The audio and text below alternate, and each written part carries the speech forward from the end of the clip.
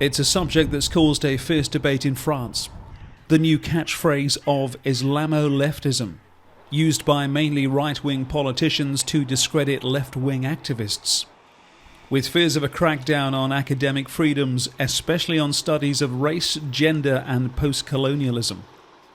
The Higher Education Minister, Frédérique Vidal, says she's launching an official study into the concept and its effects on the academic world. I think that Islamo-leftism is eating away at our society as a whole, and universities are not immune to that.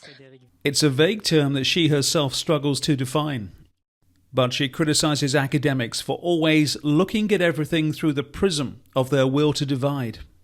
That, for example, some in higher education will refuse to condemn acts of terrorism because of the perceived persecution of French Muslims.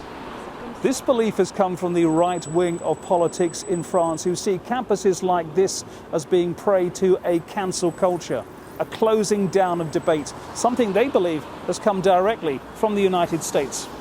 The backlash has been strong. Some 600 university professors have called on the minister to resign for defaming a profession.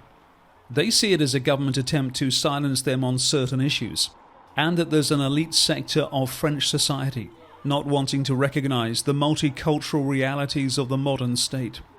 They view it, and they would never acknowledge that, but they view it as a threat for themselves. I mean, it's really some sort of a guts reaction to all this. It's the fact that they want to save what really is meaningful to them. The way France was is not anymore and will never be again. Condemning people in this way as Islamo-leftist has happened before, but this time it's being seen differently.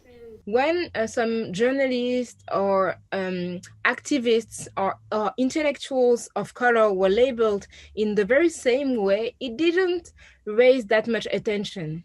The minister, instead of protecting the professors who work on her behalf in a certain way, she's just trying to prevent them from doing what they're supposed to do. Whether a government inquiry yields any results or peters out quietly remains to be seen.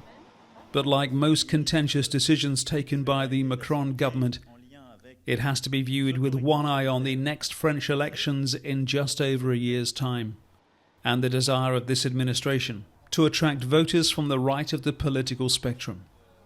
Francis Collings, TRT World, Paris.